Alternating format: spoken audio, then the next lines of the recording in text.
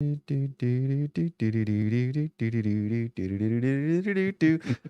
in the latest episode of that SEC podcast brought to you by Twisted Tea and My Bookie, which probably both pulled their sponsorships after seeing this video. But I'm your host, Michael Bratton, go by SEC Mike, and I'm here with cousin Shane, a big orange Vols on Twitter. What's up, brother? Hey, buddy. What's going on? Hey, as always, let us know if you can see us. Let us know if you can hear us, because we literally never know when we go live on these things. But I imagine people are laughing too hard to actually type and let us know that they can hear us or see us, as we are. If you're just listening this and not watching live, we are, as Nima says, two Tennessee plumbers turned two clowns. Come on now. We have upgraded. Or wait. No, downgraded. Definitely downgraded. Yeah. William says that beer is necessary tonight. Yeah, it's probably going to smudge the makeup. I was just starting a debate on how to drink this thing, but yeah, you know what? It can't look any worse than yours, Mike. Yeah, let's get a zoom in here. This is I tried my best. I didn't get enough paint, and clearly I've never done this before, but it looks pretty awful. Let's get a shot of Shane. Shane looks fantastic right there.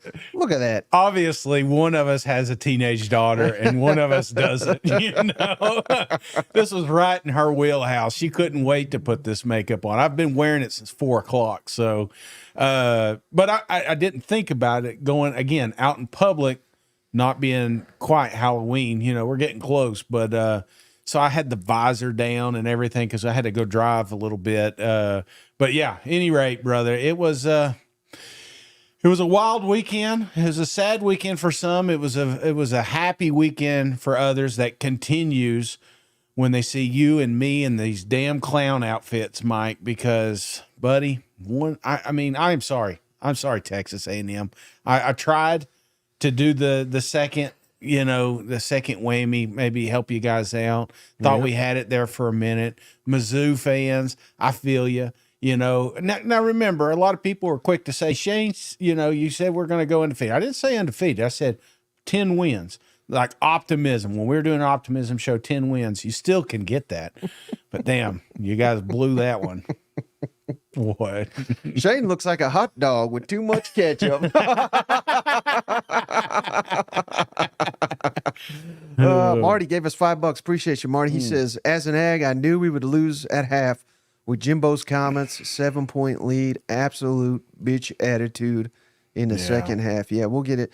Is that the game? We almost have to start with that. I believe so. Yeah, I think that's the one because clearly we're wearing these damn get up. So yeah, I mean these Georgia fans are gonna get mad, Shane, but we have to since we were so bold and so bombastic here that A&M, especially me, was going to whoop Alabama, Shane. So God, all right, I'm trying to collect my thoughts here, Shane. What do you got here? I'm sorry. Let's start with you. It's so funny in games like this, Mike. I find myself wondering, am I impressed with one team or am I disappointed in another? Yeah. And it felt like that's what we had in this game. And I think you could take pieces from both the programs.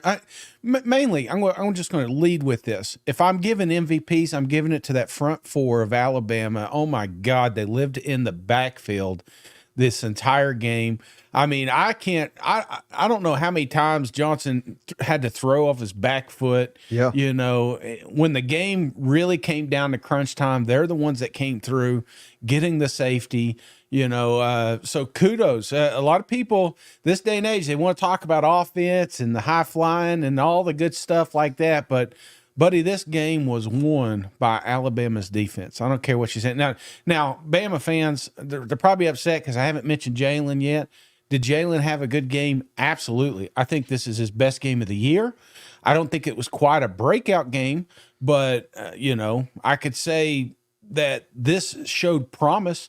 Because prior to the season starting, I was convinced that Alabama was going to win the West, but after a couple of games, I had my doubts. Obviously, me picking Texas A&M, I just thought, hey, Texas A&M will rise, simply contain Jalen, and we're going to be able, and you'll be able to win this game. But It did not play out that way, brother. Alabama, I know we give them a hard time, especially you, Mike. But I am telling you right now, brother. Never. I'm telling you. The play calling, even the offensive coordinator, as much shit as we've given him this entire season, there was some. It's like they played finally to Jalen's strengths, and I think that's why we started getting a little bit more production on that side of the ball. And damn, Texas A&M had shots, they had opportunities, but just couldn't complete the game. Wait, all right. So I just want to get this clear, Shane. Yeah, because I didn't want to be the one to say it. Are you suggesting that Alabama didn't win the game, that A&M gave it away, and specifically Jimbo Fisher? Listen. We all know that fourth down was bullshit, I mean, obviously there was some moments in this game, some clock management things that are clearly on the shoulders of Jimbo Fisher. Mm-hmm. And to act like it's not, you're lying to yourself. But to say that one team was better than the other, it just didn't perform, I'm not saying that. I really do think that this was an even dog match. And different sides of it. But it came down to that damn defense, brother. It came down that defense. It came down to coaching and the fact that Alabama seemed to be the only one to make halftime adjustments. Oh, well, yeah, well, they're the only staff capable, apparently, of making halftime adjustments. So let me get into it, Shane. I got a lot on my chest here. I wanted to get all my words out there because I knew Mike had a thing. Well, we didn't even get to the final, so I apologize. I was shuffling my notes here. Alabama wins 26-20 on the road. Mm-hmm. Alabama had minus 13 rushing yards at halftime. Yeah. Bama had 14 penalties for 99 yards and 2 turnovers. Yeah. And then this damn Jimbo Fisher, Shane. I blame you, Jimbo, for this damn clown outfit. It's not what I said. It was Jimbo Fisher, Shane. I mean, this is ridiculous. End of the first half. There was 1:26 left. They sacked Jalen Milroe. Let's call timeout. We got to force the issue. You can't play scared against Alabama, particularly at home. Yeah. I mean, this is garbage. Max Johnson, there's no drop-off. I mean, hell, even Jimbo says that. Well, he didn't act like it. You got to call timeout. You get the ball back with 90 seconds left, and you make them run at it. And I'm not saying you're going to score a touchdown, but maybe you get a field goal. I mean, 3 points would have been huge in this game. They punted it on 4th and 1. Oof. Pivotal point in the game. What's he say after? I mean, I had to double check. I thought this was a damn joke. He said, well, we ran it on 3rd and 2. If it was closer than 4th and 1, I would have, get the hell out of here. If you cannot pick up 1 yard, you do not deserve to win. You shouldn't be playing in this conference. We got to fire this damn bozo. I'm sorry. Wait, I'm not done yet. I'm not done here, Shane. He took a timeout late in the game on the 2-yard line. Right. And kicked a damn field goal, which left him with 2 timeouts with 2 minutes left. Right. They could have had 3 timeouts. All you got to do is, if you're going to kick a field goal, run the damn field goal unit out there. Yeah. Kick the field goal. Why the hell are you taking a timeout to kick a field goal? And then you kick an onside, which had no prayer, 2 timeouts. You should have had 3 timeouts there. Yeah. But Jimbo blew it again. He's god awful. We got to get rid of this dumbass, Shane. He hired Bobby Petrino to fix the quarterbacks, fix the play calling. All of a sudden, A&M's got an offense. Mm-hmm. He doesn't do anything with the defense. Jimbo needs to hire him someone to do game management, timeouts, manage the clock, run the team. What the hell is his job? I don't know what it is, but he's holding us back here.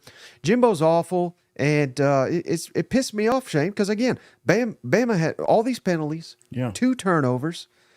You're right, Jalen Milroe, let's give him credit. 21 of 33, 321 yards, 3 touchdowns. Yeah. He was impressive, but their best player is Jermaine Burton. Oh, without a doubt. They couldn't even guard him. 9 catches, 197 yards, 2 touchdowns. So credit to those guys, but no, I'm putting this on Jimbo, who's an even bigger clown than me, Shane. And if he's got any guts, he'll show up to the Monday press conference dressed like this, but he won't. He won't do it. You know what? No, fast talking Jimbo's going to be like, well, if we would have connected on a couple of these, we would have won the game. We're close. 6 years. We're almost there, No, I'm with you, and obviously, I think you would be frustrated if you're an Aggie fan for a lot of reasons in this game. You mentioned the fourth down one. That one kind of hurt, man. That should hurt that offensive line's feelings. That should hurt that running back's feelings. That should hurt all the fans saying, "Hey, we cannot get 1 yard on these guys." That's just where we were, and I would rather punt it for a net, what was that, 20 yards at the most? Because I think the punt went out of the end zone. So it was a stupid call. Obviously, it had no guts to it. It had no backbone to it. But I think Gary, that's the one that drove me nuts. Is like he's trying to tell us how that was a smart decision and that's why he makes millions of dollars. I'm like, no, he makes millions of dollars to win fucking football games, Mike, and that's not what he's doing down there. So we tip our hat to Miami, which apparently they're not that good. That's a whole different. I'm glad we don't cover them bastards, but they've been all over my news feed. You know what I'm saying? Georgia Tech, the team that Ole Miss beat the shit out of, is now beating up on Miami. So now we ask ourselves: is Texas A&M that good? That's all we're doing is just a bunch of comparison. But in this matchup, in this game, I thought there was going to be a moment when the Aggies just took it away, and they didn't. They for some reason didn't change anything. They just thought the same recipe was going to work throughout the entire game. And then Alabama, kudos to them. You mentioned Jermaine, hell of a game. This coaching staff, again, I'm crowning the entire defense. Yeah. When they needed them, they were able to get some pivotal turnovers and got a safety. Bow up. Yeah, just a fantastic performance. Yeah, and to your point, Shane, first half A&M led 17-10 at halftime, and then second half just dominated by Alabama, 16-3. Just complete and utter domination. That's a credit to Nick Saban and his staff making the adjustments that Jimbo and company don't have any damn idea on how to make halftime adjustments, apparently. The red zone is what killed A&M, too. 4 red zone trips, you come away with 13 points. Yeah. I guess Alabama, you got to convert those. Yeah. Bama had 2 red zone trips. They got 14 points out of it. That's what you got to do in this league, win on the road. They made the plays. A&M didn't. Both of which were third and long. You know what I'm saying? It wasn't like they were 1 yard out, needed to get a first down here. Yeah, I think one was 3rd and 9. Maybe they're both 3rd and 9. I can't remember right off top hand, but that's pivotal plays. They screwed up. The one guy that's having all this production, for some reason we can't guard him in the red zone. Right. And Shane, I'm just so mad, but I want to give some credit to a couple more players. Shane, special teams players of the week. Yeah, I'm giving 2. Yeah, Alabama kicker Will Reichert / punter. He only hit 1 field goal, but he hadn't missed since last year. But that's it right there, Shane. He had to come in because the punter got hurt. 4 punts, 165 yards. That's a big time player stepping up when your team needs you. And Chris Braswell, the linebacker, he's the one that blocked the field goal. Yeah, should have returned it for a touchdown, but I didn't like that call on Dallas Turner. I didn't think that was a illegal block. But either way, when he blocked that took all the momentum out of A&M, and you just knew Alabama was going to win at that point after he blocked that kick. So 2 big time plays made by Alabama special teams. Braswell and Reichert, co-special teams players of the week. But how about some voicemail, Shane? We got some good ones this week. We got some Bama ones. Mm-hmm. Let's kick it over. This guy, this was great, but he didn't give us a name, unfortunately. But this may be the call of the week right here. We'd like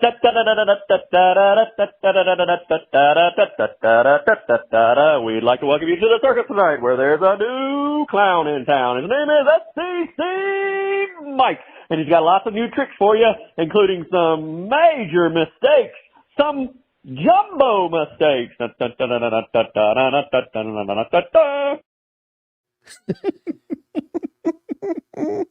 was a great one. And then we got one more calling out Cousin Shane for his latest lock of the week failure.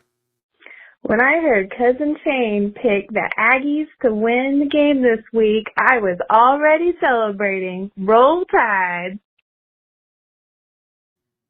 That's hurtful, Shane. That cuts deep, man. That cuts deep. It's funny because earlier, I don't know if anybody saw it on X or Twitter or whatever they call it these days.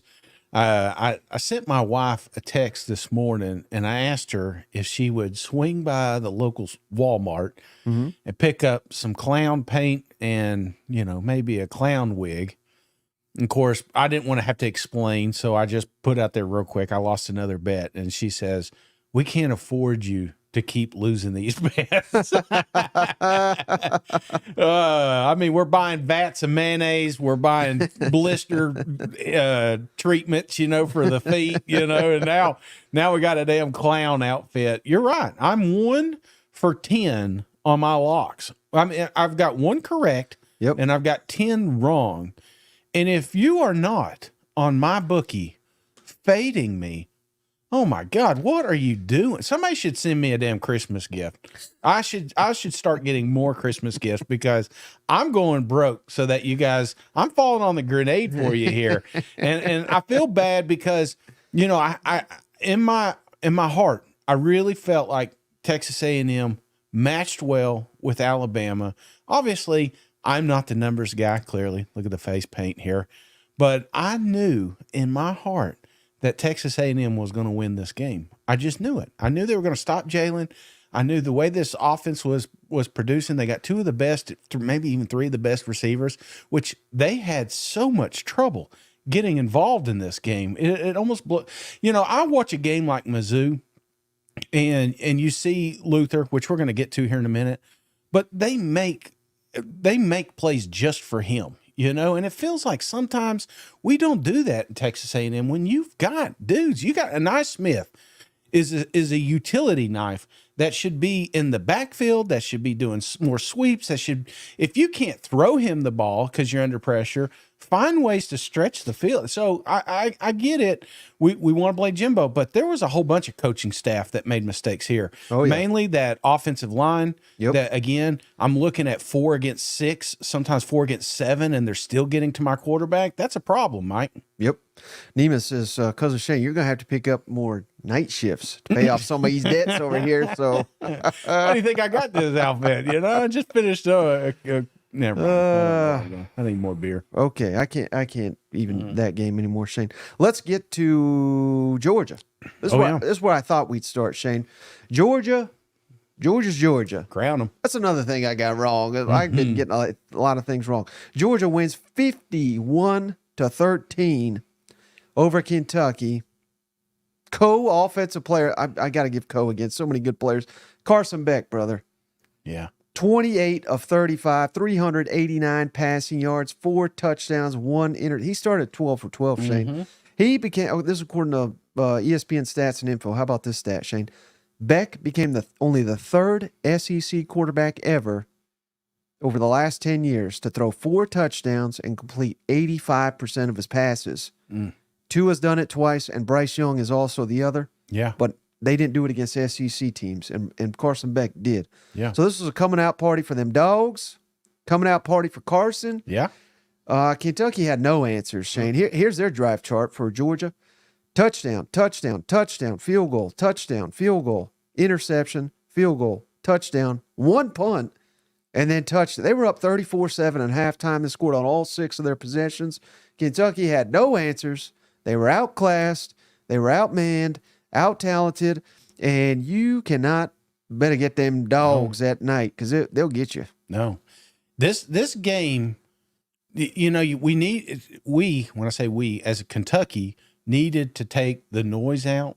We needed to stay on the field. I could see that was the game plan, was to take these long drives, keep the ball as long as possible. You noticed it. They were draining the play clock. But I will say this, brother, with Kentucky, it was always something. There was either a bad pass, a bad drop, a bad stupid penalty. It was something, offensive line did something stupid. It was always one thing that just ended the drive over and over again. So it wasn't just like one problem. Right. It was a multitude of problems. Now, there'll be, 6, 7 good plays, and then all of a sudden, when it's crunch time, it's 3rd down and you need it, they found a way to screw it up. So this game, I think, is a little skewed because of that. because on the other side, and something we talked about going into these Saturday matchups was, it was at the tail end of the show, and we didn't want to talk about it, but I said, what if Georgia puts together a complete game? And we both agreed that it would be an absolute bloodbath. And that's exactly what the reigning national champs did this week, Mike. They reminded the entire country, the ones that have been putting them down, saying they don't belong in that number one spot. Who would say such a thing? I don't know. Idiots on Feinbaum. But I'm telling you right now, Mike, they belong there. And they showed us why. And are you ready to declare it? I mean, I think you already did. Yeah, basically, but I'm all on the wagon. Georgia's going to win the national championship. I'm looking at that. You got their schedule pulled up. Yes, I'm sir, looking I'll pull at it it. up right And here. of course, I love the Volunteers. And in my pipe dream, I want to think that that's a scenario. But other than Ole Miss, what other obstacle is in their way? All right, here's the schedule. At Vanderbilt. Yep. And keep in mind, this is 8 games in 8 weeks for Vanderbilt. Yeah. Who in the hell they pissed off? You could send half the team to that game. You know what I'm saying? And you're still hanging 50 on them. All right, and then Florida in Jacksonville. Yep. Mizzou at home. Yep. Ole Miss at home. Mm-hmm. At Tennessee. At Georgia Tech. Yeah, I don't see it. I don't see any. I mean, again, even Ole Miss, I've got to convince you for 10 minutes that they have an opportunity to win. Playing like they did Saturday. You know, that was one of the things, the knock on Georgia was the disrespect on Beck, which he put out in a Instagram or one of those social medias. You know, that was his thing after the game. Yeah. And a lot of people disrespected him. I disrespected him. I mean, he wasn't on top of our quarterback list. You know what I'm saying? We put him up the list because of all the talent that was around him. Brother Beck was playing, man. I mean, there was a couple, they probably could have scored more if Brock didn't drop that one in the end zone. You know, it's Right. just, this was a wild, I mean, just a wonderful game if you're a Georgia fan. And I think it was the reassurance you need that, okay, the last 2 years wasn't the last 2 years. You know what I'm saying? That they have a true opportunity to win their national championship. So the number one thing in the comments, Shane, and you don't have to do this, of course. You're your own man. You get to pick whatever you want. Yeah. But they are all begging you, Shane. Use your powers for good. Yeah. Lock up them dogs week in or week out. Give the rest of the country. Well, of course, the dogs are saying, please, God, don't do it. But the rest of the SEC is just begging you to lock up them dogs, Shane. How about, who we need to lock up is old Devin Leary. Oh, my gosh. 10 of 26, 128 yards. He did have 2 touchdowns, but it was just miss after miss after miss. Mm-hmm. And, hey, I don't like to call guys out, but it is what it is. He's playing poorly, and this is what we said. This is a game he's got to take over. Yeah. And instead of taking over, he's even more inaccurate, I feel like, than he had been all season. And if he does not correct these issues, let's pull up their schedule, brother. If he cannot correct these issues, I mean, look what Kentucky's got. Mizzou coming to town. That ain't easy. Tennessee's coming to town. At Mississippi State, you should be able to beat them. Alabama's coming to town. Yeah. At South Carolina, that's not going to be easy. And then, hell, Louisville. Yeah. I don't know if you've seen it, Shane, with their new coach, Brom. They're undefeated. They just beat top 10 Notre Dame. Right. I mean, they could lose all these games. I'm not saying they will, but they could. Yeah. Aside from, even Mississippi State's on the road. There's not a gimme among their schedule, particularly if Leary if he's just going to be missing wide open targets. Larry reminds me of those cars you buy off Facebook, you know? It's like they look good, the picture looked good. Probably seen a commercial with that vehicle, but you didn't get that Carfax report. You know what I'm saying? Find out that thing was flooded down in Charleston 4 years ago. It's got wiring issues. The windows don't work. You know what I'm saying? You can trust the photos only so much, but we're how many weeks in, and we're still making excuses on the develop. I mean, they even did it in the simulcast there. It was like, well, you got a new coordinator, new players, blah, blah, blah. Yeah. Brother, come on now. It still boils down to this is college football, a sport that you've been playing your entire life. And when he did throw a dialed-in pass, brother, it was a drop. Again, something that, what's his name? Nick was talking about, all them drops. Yep. Buddy, they continue. You could not afford to have any drops in this game. And like I said, in pivotal third downs and, long yard situations, opportunities to put points on the board, we had a drop. or we had a bad ball. It was one or two, but the dance ain't working, brother. Right. And Jeffrey Lawson, shout out Jeffrey. He wants to know, Shane, do you guys also work kids' birthdays? Yeah. Hey, it's funny because I'm not panicking on Kentucky. Okay, it's easy to look at the scoreboard and the box score and say, "Oh my God, Kentucky sucks." I'm panicking, Shane. No. I think Florida may be awful. You know, one stat That's saw. that's the only team they beat. I want to give this kid a shout out because he put it out there. Of course, he may have stole it from somebody. Yeah. But I didn't know this. They said, and you may correct me if I'm wrong, but in the last 10 years, Mark Stoops has only beaten 2 teams that finished with winning records. Is that true? I think he said in the SEC. In the SEC, right. And apparently that is true, Shane. And that's why the grade says he's a C+ coach. Because rarely does he beat. Now, Kentucky fan will say, you don't know what Kentucky was 10 years ago. But if we're talking about a coach in year 11, about what he inherited, yeah, we got a real problem.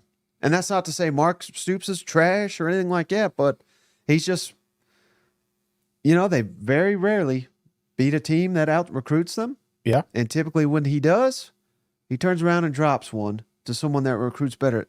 So worse than Kentucky. So, I mean, yeah. I mean, I think that's a fair statement that we're in year 11. And again, a lot of teams would take Mark Stoops. Yeah. And the success he's had. So I'm not calling that out, but it just kind of feels like they are who they are.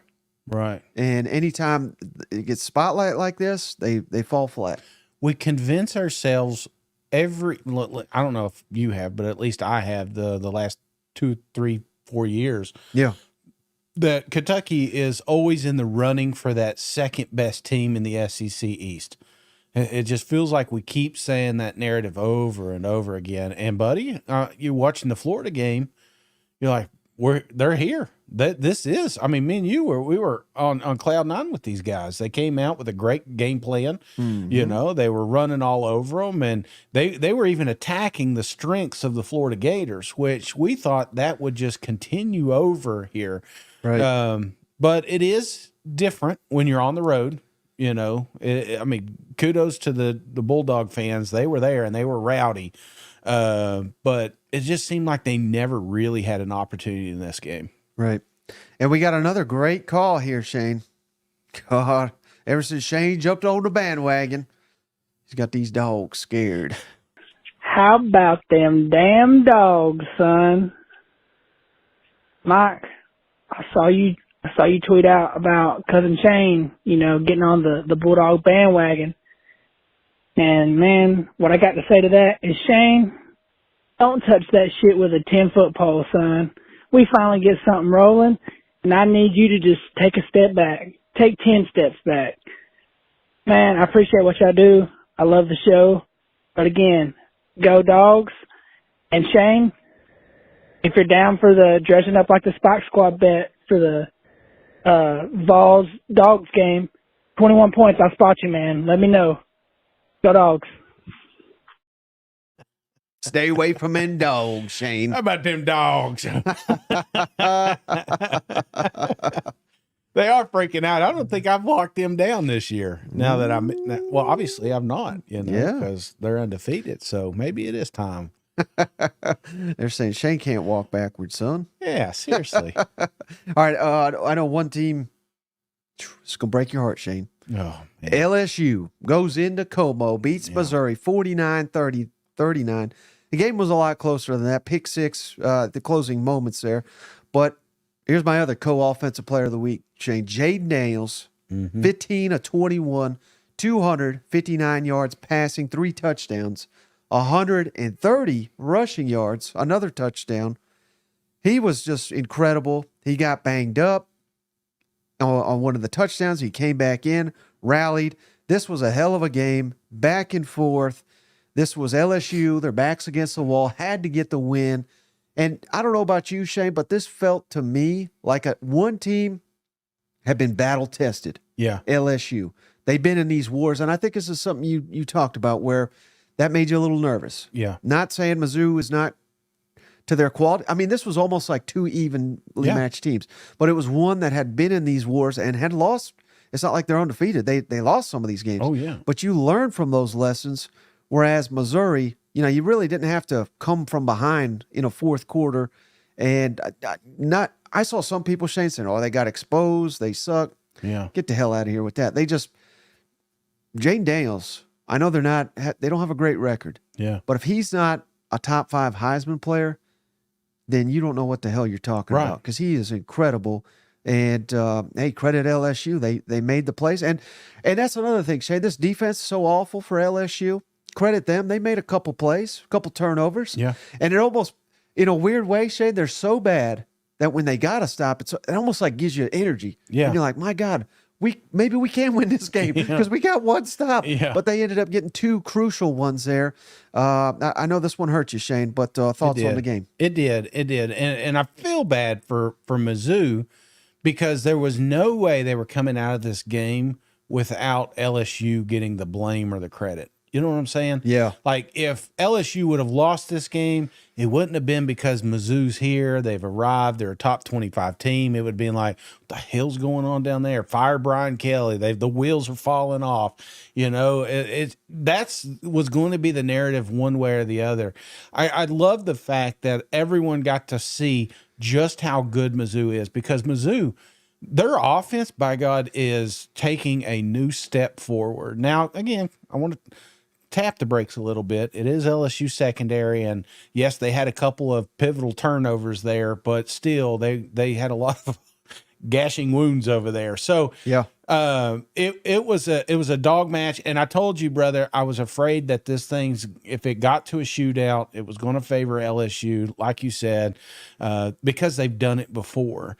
And Mizzou it's almost like their defense ran out of gas. It reminded me a lot of the Tennessee game last year. A lot of people forget that one, and they see the scoreboard and they're like, oh, they beat the hell out of, but if you watch the game, they kept it close. That defense did everything they could to keep that game close, but they just ran out of gas. And that's when Jaden made his moves. And brother, I'm telling you what, those legs are dangerous. That kid, he's an extra player. He's an extra running back, and they got 10 blockers. So anybody would have a tough time containing him. But this was a hell of a game. And I'm not losing my confidence in Mizzou. Now, this is a tough pill to swallow. They're going to have to regroup quick, because it doesn't get any easier moving forward. But they do have an opportunity to still have an impressive season.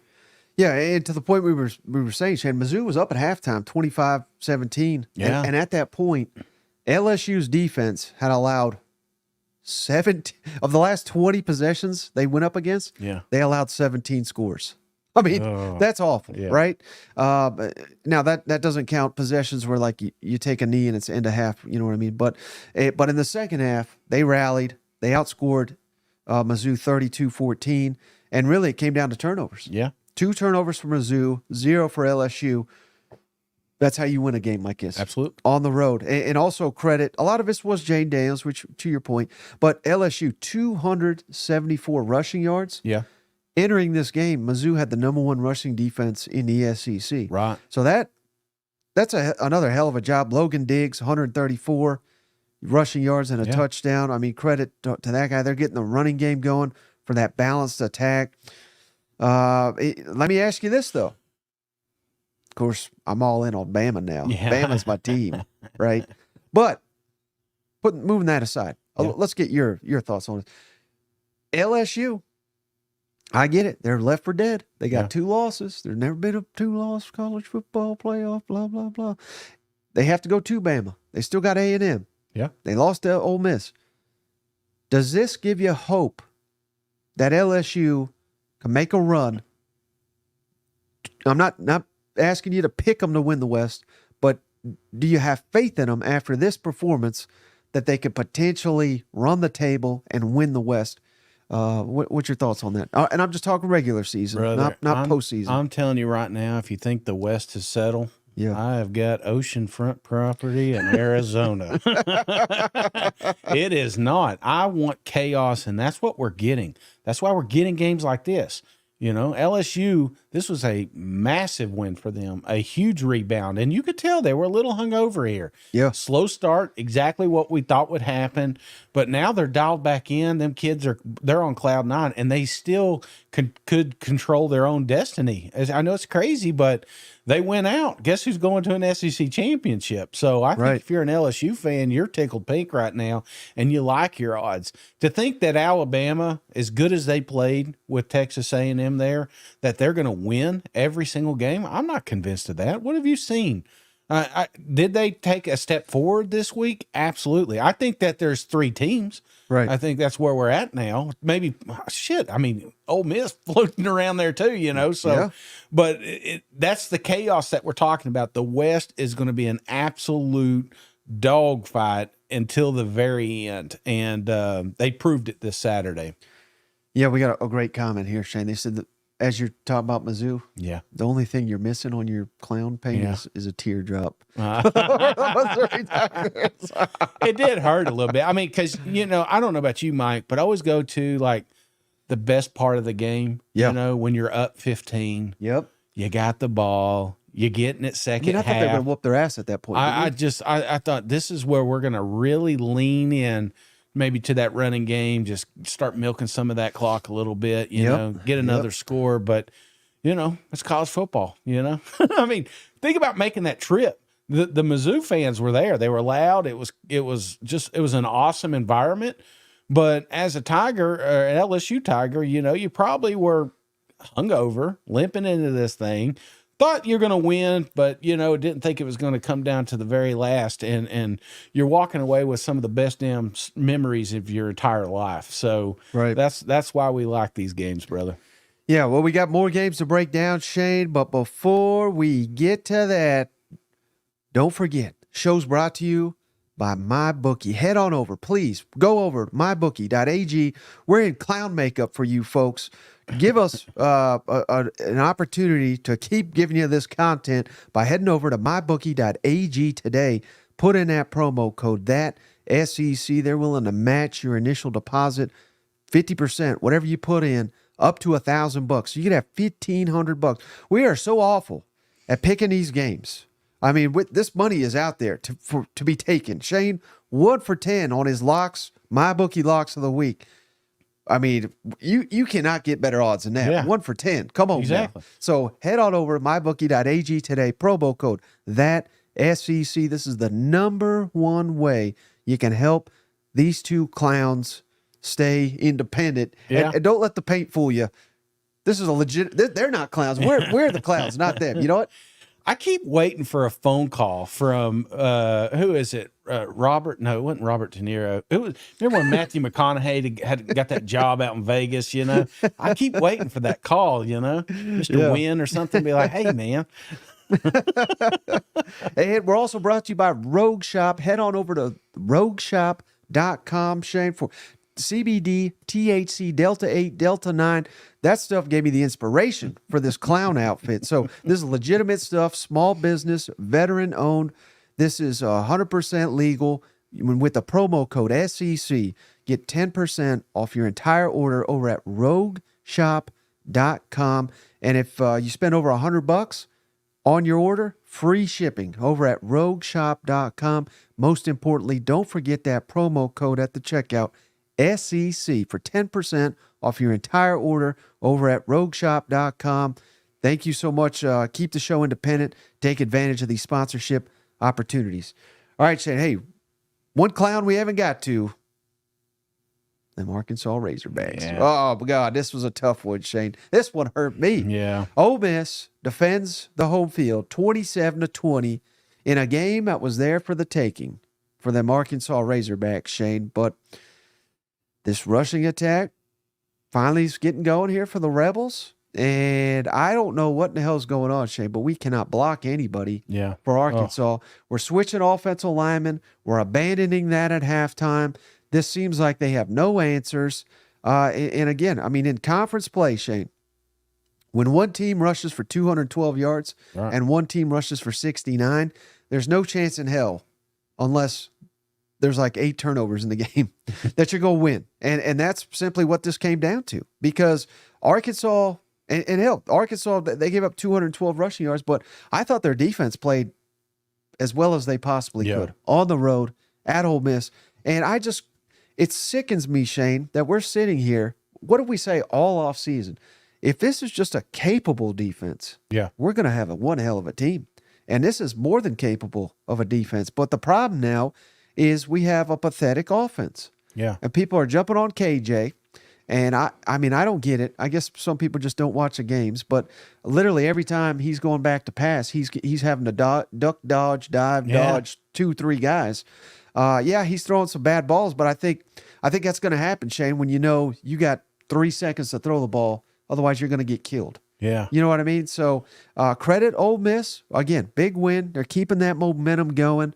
But I'm kind of left scratching my head here at the Arkansas Razorbacks. How about you? Do you ever kind of fall asleep like you're in stage 1 and then all of a sudden you feel like you're falling off a cliff? All the time. I would imagine that's what KJ goes through every night. Just PTSD from the game before, because I thought about doing a ranking system for this week's sorest quarterbacks. KJ would be on top of it because, again, he fights. He's a fighter. He fights his entire life. Now, sometimes, to be fair, because I am critical sometimes, right, he holds on to it too long. Obviously, I mean, that's part of the problem with KJ's. You can easily look at a stat line, but he does hold on it a little bit longer. But there are plenty of times, plenty of film out there where you see immediately as soon as he receives the snaps, he's fighting for his life. So obviously, that's a line issue. That's blocking issue. That's Sam Pittman's baby, and we're still doing this thing. That's what's driving, I think, a lot of fans nuts. KJ's deleted Twitter like his coach, so you just kind of hate it because the kid is getting attacked. I think KJ's a great quarterback, and I'll die on that hill, Mike. I still do think that he's going to have an opportunity to play in the NFL, I'm telling you right now, because we got a lot of people. What was that, cold takes or whatever? They got us because they said that they pulled the clip where we said if you take KJ and you put him on Georgia's team or if you put him on Alabama's team, he's a Heisman candidate. Tell me I'm wrong. Tell me I'm wrong. That you can, one thing that about Georgia that we didn't mention was how well that pocket was protected. There was times Beck just sat back there and went through his progression. Could you imagine giving KJ Jefferson that opportunity? Right. You're telling me he can't find a receiver on the field? He will. So to sit there and just say that was a stupid take or a hot take, clearly you don't understand what we're trying to say. Just switch the offensive line. Let's do it like this, Shane, because you're 100% right. I'm just going to go down the list here. Yeah. Would Alabama take KJ over Milroe? Yes. Absolutely. And would they be undefeated? Yes. Yeah. Would Auburn take over Peyton Thorne? Yes. Would Florida take him over Graham Mertz? I think yes. Georgia, I mean, Carson's coming on, so maybe that's the issue. But I think they would, season 1, when you said it, would they have taken him over Carson Beck? Yes. Would Kentucky? I don't even have to ask you. Yes. Yeah. LSU, I'd say no. Mizzou? No, not right now. They would have probably when you said it. Yeah. But Brady Cook's cooking. Ole Miss, that's kind of a toss-up. I say no. Mississippi State, hell yeah. Hell yeah. South Carolina, no. No. Tennessee, yes. Yes. Vanderbilt, yes. Yeah. So basically 3 to 4 teams would not upgrade if they took KJ. So yeah, you're 100% right. But that's not going to make these Arkansas fans feel any better. You know what I mean? At least the schedule gets easier. Yeah, and that's where I wanted to go next, Shane. Let's look Alabama. at the schedule. All right, after Alabama. I'm just clowning. Well, look at after that. Mississippi State at home. Yeah. Florida on the road. That could be tough. Auburn at home. FIU at home. And Mizzou at home. So before you jump off the bandwagon, I mean, there's a lot of wins right there. Yeah. So that's just something to consider for all these people that are freaking out. But really, Shane, I mean, where did you pick Arkansas in the preseason? I'm trying to remember because I had them 5th It was down there. And yeah, I mean, that's essentially what they are right now. Right. So it's weird that we're freaking out. And I get it because we're not producing. Dan Eno sucks. Kendall Browse sucked before. I mean, everybody sucks. Yeah. Apparently, you know what I mean. Like we're out on all these coaches. I don't know. Well, Dan Enos redeemed himself with the QB sneak there, but then the next 3 play calls, I was like, what the hell are we watching? You know, I get the Enos argument, and he hasn't quite emailed me yet, even though it's at that SEC podcast at gmail.com. But I get that argument. The problem that Arkansas runs into, Mike, is they are good enough to hang with anybody, but not good enough to beat them. You know, and that's what's disheartening is when you got 3-point games, 4-point games. It's like, man, we're right there. You have the lead at the end of the game and still can't close it out, you know, and this is 2 years in a row that we've been saying this. Yeah. Well, one thing that is an issue, Shane, is back is the penalties. Penalties killed us. Last week, there was no penalties. It was a clean game, so I don't know what happened there, but you're taking a step back in that direction as well. Now you're facing an Alabama team that's getting hot. So this could get worse before it gets better. Yeah. But again, I don't know. I think it'd be unwise to pull the plug at this point in time. But we do got, Shane, some great voicemails here. Let's go with the Ole Miss one first, because I don't think we talked enough Ole Miss here. Hey, y'all. I love the show. This is Cousin Jake from Mississippi. I'll tell y'all what. Kentucky let us down. Missouri let us down. Texas A&M let us down. You know who didn't let us down? Them Rebels. Everybody's been down them Rebs, so they show up every time. They fight hard and they win. Y'all just wait until a Texas A&M and Georgia game. Them Rebs are going to show up again. Hi, Ty. Hell yeah. Love the show. Thank y'all.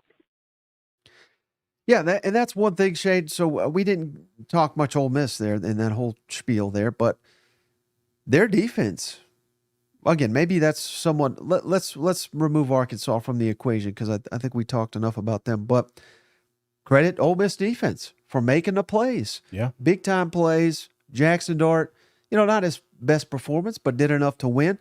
And we all talk up Judkins for good reasons. He had 65 rushing yards and a touchdown, but who really looked like the better back in this matchup was Bentley. Yeah. 94 rushing and a touchdown. So you got that 1-2 combo. Credit Ole Miss. They're getting right at the correct time. Well, I think the correct time is important because if you look at their schedule, yep. We just talked about LSU controlling their own destiny. There's a scenario here, Mike, that Ole Miss, now there's Georgia. I mean, we can't act like Georgia's not on there. Right. But if you beat Georgia and you beat everybody else that's left on your schedule, you may not go to an SEC championship, but by God, you're going to a college football playoff. Right. So here's the schedule for Ole Miss. At Auburn, you should be, we'll get to the point spread in a minute. Vanderbilt at home, A&M at home, which Lane Kiffin's never lost to A&M. At Georgia, Louisiana Monroe at home, and at Mississippi State. So there's some road games mixed in there, but the only one, Shane, right now that I would pick over Ole Miss is Georgia. Yeah. On that whole slate. So you would 10-2. I mean, and I like sign me up for that. And I'm telling you, they're different. The LSU's, the Ole Miss, they're built to put a lot of points on the board. They're not going to stop a lot. They're going to do just like in this game enough to keep them in the games, but. I think that favors them in a Georgia matchup, which is way down the road. A lot of things can happen. We still got a lot of tough teams to get to, but I think you're feeling pretty good about yourself if you're an Ole Miss fan here. Right. And I know we said done with Arkansas, but we did get one more call here, Shane. Probably the best one, in my opinion. This wasn't me calling, by the way. Dan Enos has all these emails for everybody else. Well, he needs to email Indeed.com, maybe Monster.com, or LinkedIn, because he is unemployed. See ya. The email master, yeah. Hey, let me ask you real quick. Yes, sir. Hot seat coordinators. Just give me 3. Don't have to be in any order, but who's the coordinators right now on a hot seat. Can we count Billy Napier not as a head coach, but as he needs to give up play calling? Yeah, okay, I can get behind that. That's got to be my probably number two, number one. Yeah, number one I think is Matt House, LSU defensive coordinator. God, that's well, they're already not bringing working. in other guys. How they what was it? I saw one. It was like they brought this guy out of retirement for this. This is when they were down 15 points, but right. And then another one. I mean, I know you want to throw Enos in there. He's got to be up there, but another one, Shane, that is getting a little overlooked, I think, is Philip Montgomery, the Auburn offensive coordinator. Because it took 3 weeks before Hugh Freeze said, "Hey, we got to change some things. Right. I don't understand. I don't like what's going on. I'm going to start tinkering with it." And as soon as he tinkered with it, they had an offensive explosion against Georgia. So I think you throw Philip Montgomery into that mix as well. maybe Barbe. Kevin Barbe. A little too early. I think Arnett will stick with him. Yeah, I guess we'll see. I don't know. It just seems like at that moment you're going to want to try to make some changes to say, okay, this didn't work. New coach, stuff like that. I mean, he's already kind of on the hot seat himself. So right. All right, Shane. How about speaking of hot seat? Just kidding. Billy Napier stays off the hot seat. Shane, 38-14 over Vanderbilt. And how about this, Shane? Because sometimes we get critical, but I think we just call it like we see it. Yeah. That's all I try to do, and I know that's what you do. But we gave Billy a lot of hell. We said this is a must-win. This is a trap game. 38-14. That was not a trap game performance. He had his team locked in. They were down some offensive linemen. They were down ETN, I think their best running back. And they gave up a couple big plays to Vanderbilt. But, again, this was one where I thought they'd be sleepwalking. Yeah. They more or less dominated. Yeah. So I give Billy Napier Coach of the Week. And again, I get it. Some fans are like, they beat Vanderbilt. Good God. But this was one, I think, nice bounce back after getting humiliated by Kentucky. This is one where I think if you're, we could throw out some awful, like Chad Morris coaches. I mean, they would have lost this game. You know what I mean? Coach O, I feel like, I love Coach O, but this is a game he would have lost. Some bad coaches let 2 games beat you. It didn't happen here. So I'm giving Billy Napier Coach of the Week. Thoughts on that? Terrible. Like, did we watch the same game? The only thing I'm watching the Florida game, and I'm like, there's no up tempo. There's no downfield threat. That's not Billy's game. I get it. He but wants to win by 3. That works with Vanderbilt, but it doesn't work with Kentucky. It doesn't work with the next few teams that are going to be on your schedule. It's like you had an opportunity to kind of perfect what's not been working, and we just stuck with the same old recipe here. So no, I am Billy's at the bottom of my list, not completely at the bottom. I would give it to Nick Saban or hell his wife, Miss Terry. You know what I'm saying? She's down there giving hugs at the sideline and stuff. I think she's more involved in this. She doesn't want Nick to come home. You know what I'm saying? That's like that's my Coach of the Week right there. But no, I understand where you're coming from. Obviously, we both thought this was going to be a ugly, sluggish game. Yeah. And it was, buddy. I mean, it was like 7-0 at half, or 7-7 at half, or first quarter. So it was like a real slow start to begin with. And kudos to Vanderbilt, for finding opportunities to put points on board. That's something that this ain't the old Vandy. You know what I'm saying? Like this is a team that still finds opportunities to get points and make it an interesting ball game. And my hat's off to Florida. If you're going to look at it, this is the least amount of points Vanderbilt scored all season long. You know? So, I mean, there is something to be said about that.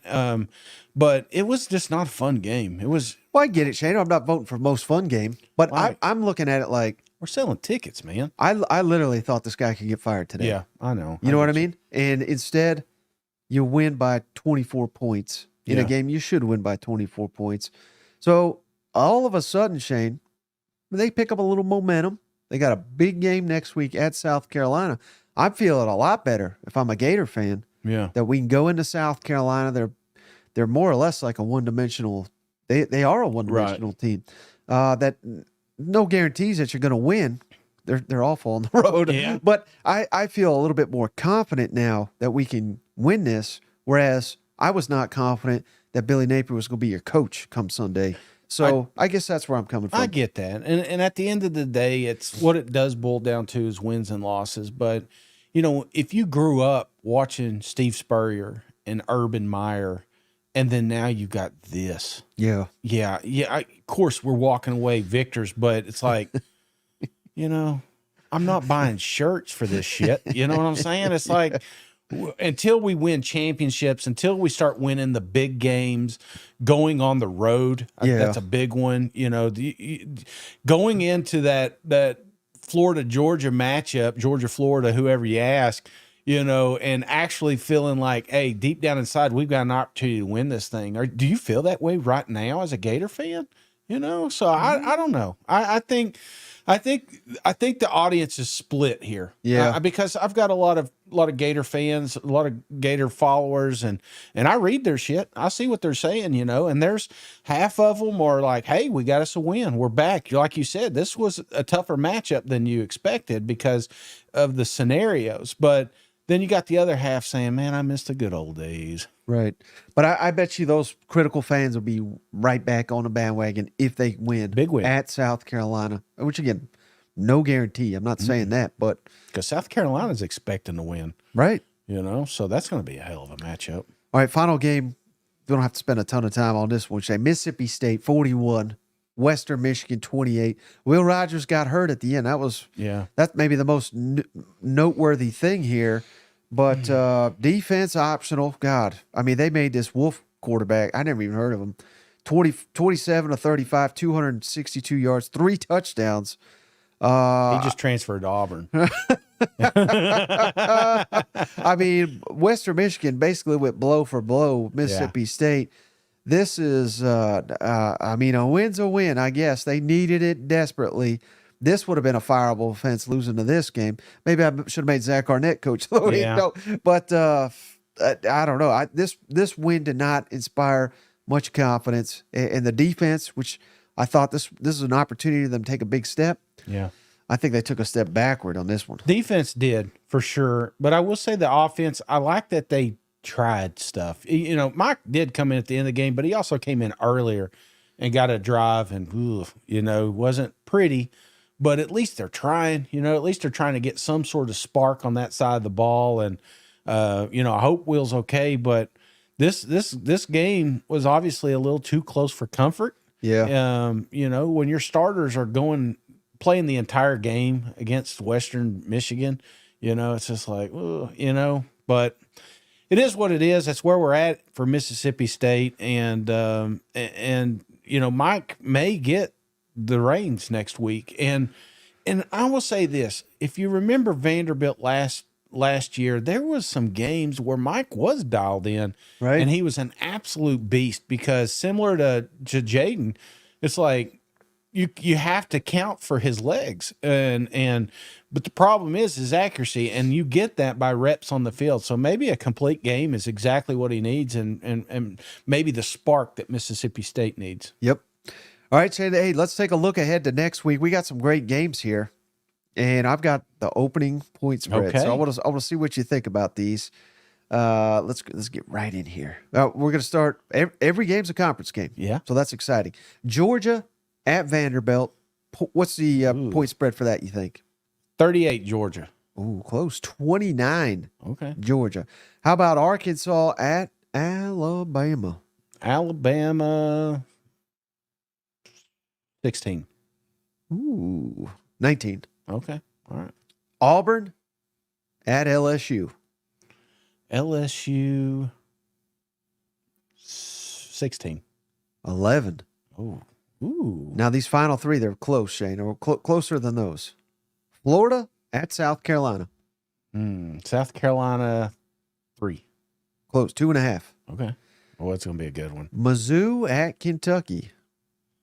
Mizzou at Kentucky. Give me Mizzou at Kentucky. Give me Kentucky 1. 2.5 Kentucky. Okay. That's going to be a hell of a one. And then Texas A&M. Oh, there's the lock. At, No, I'm just kidding. I'm not. Calm down, Aggies. at Tennessee. Say Tennessee 3. You nailed it. Okay. It's exactly what it is. Tennessee by 3. And, SEC Nation's going to be down there. Yeah. Paul Feinbaum's going to be down there. SEC Mike's I'm going to apparently be down. I don't know if they're going to have me back. Shane. I'll be honest with you after this appearance here. But, they may have a clown suit for me, they told me already. So tune in on Friday for that. But I don't know, Shay. Let's talk final thing here on the week. We talked about this week potentially. We had the best in the East, the best in the West, at least by records. Right? Maybe not exactly the best. The number 3 in the West, number 3 in the East, going head to head. The West won the 3 matchup. Bama beat A&M, of course. Yeah. And Georgia just walloped the hell out of Kentucky.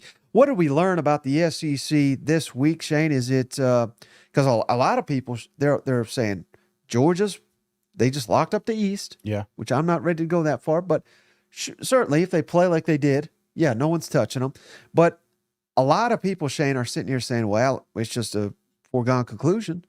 Alabama's winning the West now, which that's my pick. I love Alabama now.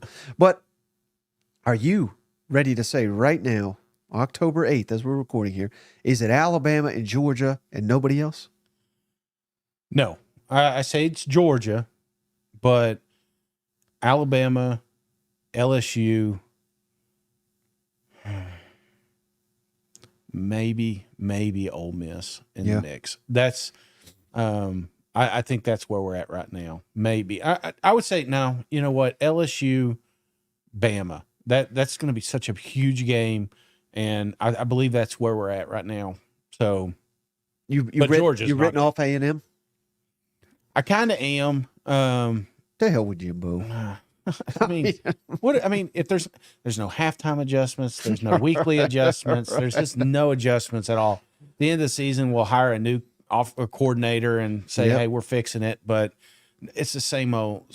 So until Texas A&M does it, I mean, look who they have beaten, and why are you going to crown them now? I did, right? Obviously, I got suckered into it again. That's what they do.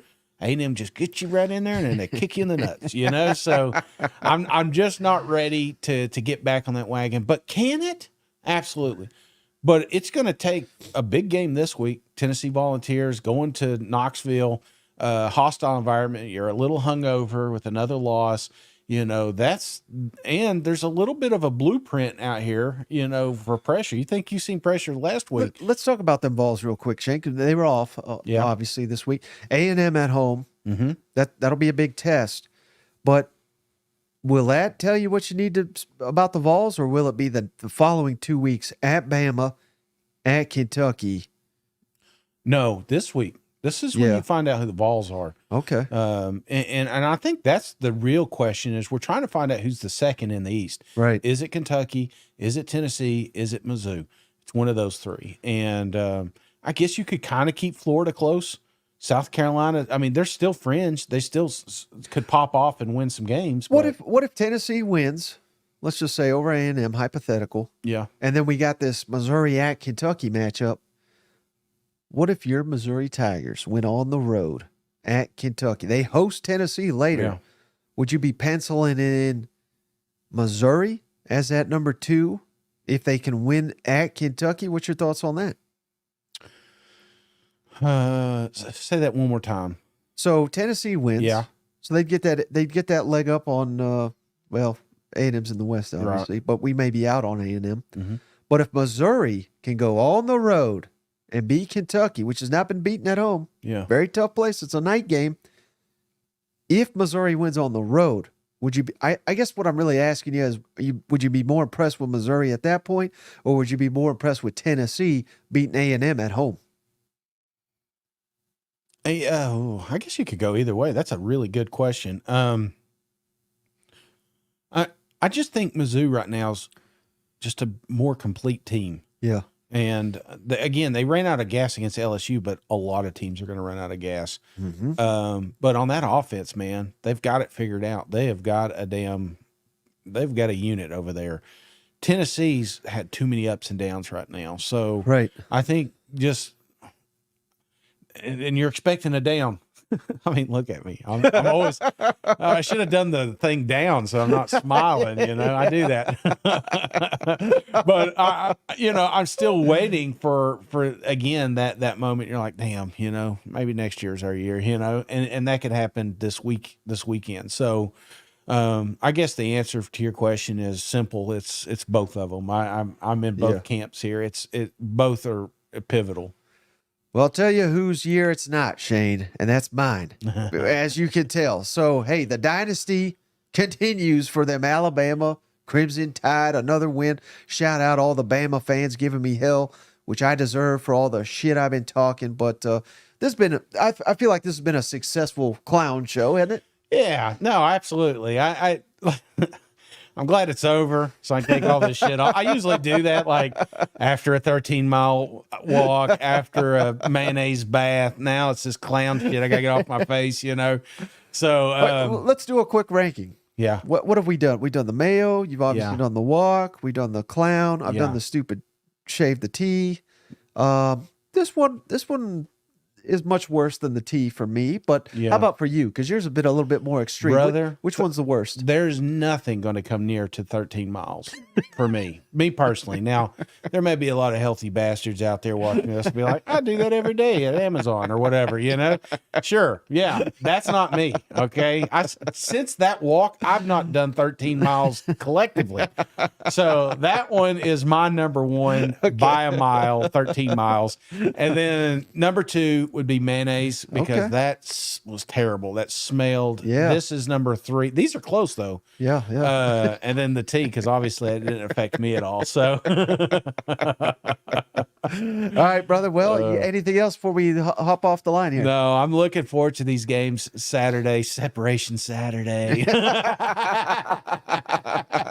No, I'm looking forward to some awesome football coming up this weekend.